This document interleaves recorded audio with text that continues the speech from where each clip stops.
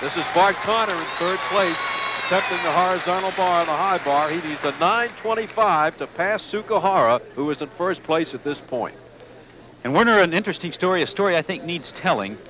He's a high school competitor. He went to Mexico City to represent his country in the Pan American Games, and because of an Illinois high school rule, missed over 10 days of school and was declared ineligible to compete in high school in Illinois while representing his country. I consider that incredible. I agree with you, Gordon. This is a good event. Hecht vault, good event for Bart. He scored a 9-9, in fact, in a compulsory meet against an international team recently. Nice forward stalder shoot. Let's see him hit his full in, back out, flyaway. Oh, yeah! Good finish. Bart Conner needing a 9:20 to tie and a 9:25 to pass Sukahara, who has already concluded this event. All right, here's Bart's dismount again in slow motion. It's a full in, back out, a full twisting double flyaway.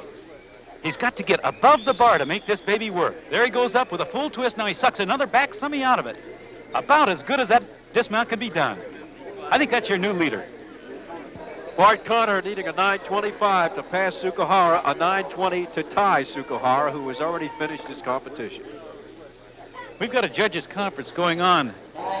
If the two middle scores are too great, they have to call the judges together. And there it is, a 9.6. That's it.